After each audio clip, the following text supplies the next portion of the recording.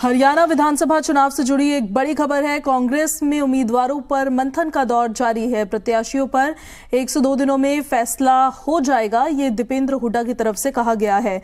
बड़ी खबर हम आपको बता रहे हैं, इस वक्त की बड़ी जानकारी। हरियाणा विधानसभा चुनाव से जुड़ी बड़ी खबर है। कांग्रेस में उम्मीदवारों पर मंथन का दौर जारी है। प्रत्याशियों पर 1 से 2 दिनों में फैसला आ जाएगा। तो कांग्रेस की देखिए पहली लिस्ट 1 से 2 दिनों में आ सकती है, ऐसा दीपेंद्र हुड्डा का कहना है। मंथन चिंतन हो रहा है, लेकिन दूसरी तरफ आम आदमी पार्टी के साथ गठबंधन को लेकर भी बैठकें हुई है। तो ऐसे में कांग्रेस अपने कैंडिडेट्स की लिस्ट जारी कर सकती है 1 से 2 दिनों में। दीपेंद्र हुड्डा की तरफ से ये जानकारी दी गई है। बड़ी खबर हम आपको बता रहे हैं। इस खबर पर ज्यादा जानकारी के साथ हमारे सहयोगी रवि त्रिपाठी फोन लाइन पर हमारे साथ कनेक्ट हो गए हैं। रवि, बीजेपी की लिस्ट तो आ चुकी है, जेजेपी की भी पहली लिस्ट आ चुकी है, कांग्रेस की भी 1 से 2 दिनों में एक्सपेक्टेड है। बिल्कुल, उत्तर के बीच में जो कैंडिडेट्स हैं उनके नाम तय हो गए हैं। कुछ नाम जो है लगभग 20 नाम ऐसे हैं जिन पर कहीं ना कहीं मामला फंस रहा है, चाहे तो कुमारी शैलजा का मसला हो, चाहे फिर रणदीप सुरजेवाला का हो, चाहे कुछ और नेताओं के जो है कि इस पे कैंडिडेट बदले जाने चाहिए। तो जिन 20 सीटों पर विवाद है उसी को लेकर चर्चा कल भी मंथन चला है। कल मंथन चलने से 10 सीटों का मामला क्लियर हुआ है। पहले 60 के आसपास क्लियर थी, अब 70 के आसपास सीटें क्लियर है। तो मान के चलिए कि कांग्रेस आज कल में, क्योंकि नॉमिनेशन का आज दूसरा दिन है और इसमें लेट हो रहा है, हालांकि मैंने आपको बताया होगा पहले भी कि कांग्रेस की परंपरा रही है कि कोई हड़बड़ी कांग्रेस नहीं करती है। कांग्रेस नॉमिनेशन के आखिरी तारीख तक का इंतजार करते है, उसके एक दिन पहले तक भी लिस्ट जारी हुई है कांग्रेस की। तो ये कांग्रेस में कोई नई बात नहीं होगी, लेकिन चूंकि लोगों में क्लियर चीज तस्वीर जाए, इसके लिए हो सकता है कि जो कैंडिडेट जिनके नाम सिंगल नाम है उनके नाम आज क्लियर किए जा सकते हैं और आज शाम या कल दोपहर तक एक लिस्ट जारी हो सकती है जिसमें 50 से लेकर 60 नाम के का लिस्ट होगा। जैसे बीजेपी ने 67 का किया, वैसे 50-60 लोगों के उम्मीदवारों के नाम का लिस्ट कांग्रेस भी जारी कर सकती है।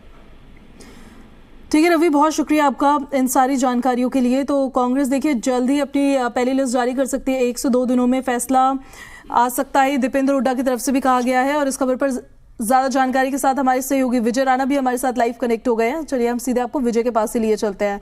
विजय, बीजेपी जेजेपी की पहली लिस्ट आने के बाद कांग्रेस की लिस्ट का इंतजार था, थोड़ा साफ हो पाता कि कैसा मुकाबला होगा कैंडिडेट्स के बीच में, लेकिन कांग्रेस वैसे भी देरी से ही अपनी लिस्ट जारी करती है, लेकिन 1 से 2 दिनों में एक्सपेक्टेड है कि उनकी पहली लिस्ट आ जाएगी। देखिए, अब तो ये उम्मीद कम से कम की जानी चाहिए कि अगले 1 से 2 दिनों में कांग्रेस की लिस्ट आ जानी चाहिए। इसकी 2 वजह है। पहली वजह है कि भाजपा की ओर से 67 सीटों पर अपने उम्मीदवार घोषित कर दिए गए हैं और दूसरी वजह यह है कि कल से यानी 5 सितंबर से नामांकन भी शुरू हो चुके हैं, जिनकी अंतिम तारीख 12 सितंबर है।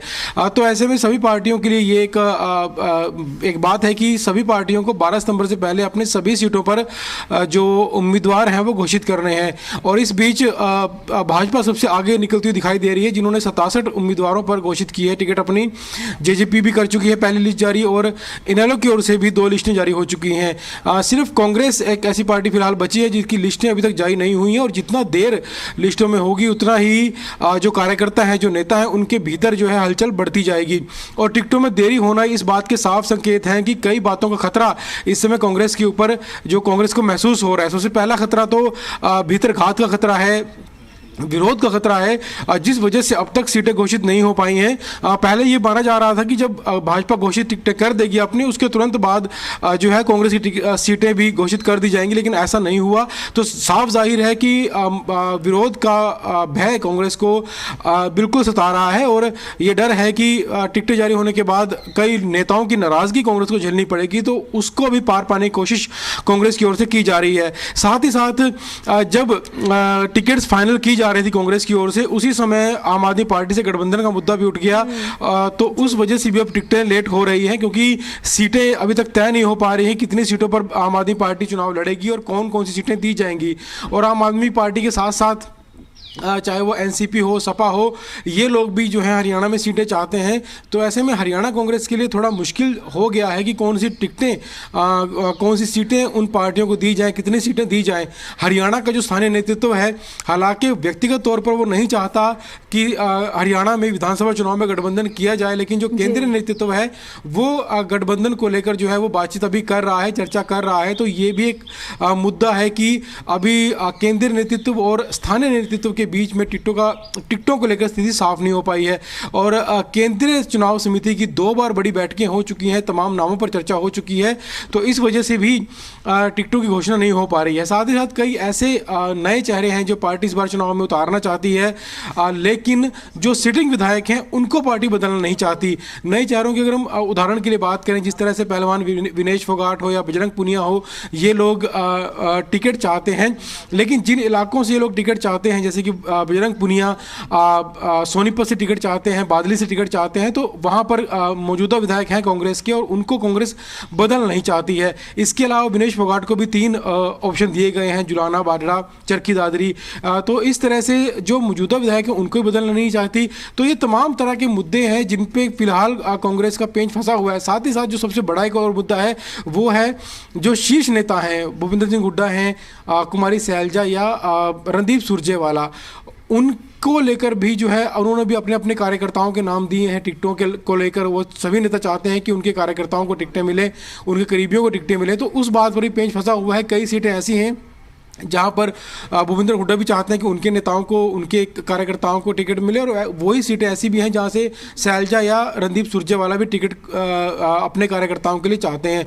और दूसरा एक और बड़ा कारण सामने आ जाता है कि टिकटों को लेकर 2,500 से ज़्यादा लोगों ने अप्लाई किया है, अपना जो आवेदन है वो दिया है पार्टी को। तो ये तमाम पहलू हैं जिन पर पेंच फंसे हुए हैं, और इन तमाम पहलुओं को सुलझाना जो है वो कोई आसान काम नहीं इस समय साबित हो रहा है कांग्रेस के लिए। और माना जा सकता है कि इन सभी की वजह से टिकटों में देरी हो रही है। और क्योंकि अब नामांकन शुरू हो चुके हैं 5 सितंबर से, तो कांग्रेस को चाहिए कि वो जल्द से जल्द टिकटें जारी करे। लेकिन इसके अलावा जो भीतरघात का प्रचार करने के लिए, थोड़ा और मेंटली प्रिपेयर होने के लिए कि अपने कैंपेन को कैसे आगे बढ़ाना है, वक्त बहुत ज्यादा नहीं बचा हुआ है सभी कैंडिडेट्स के लिए। 5 तारीख को वोटिंग होनी है।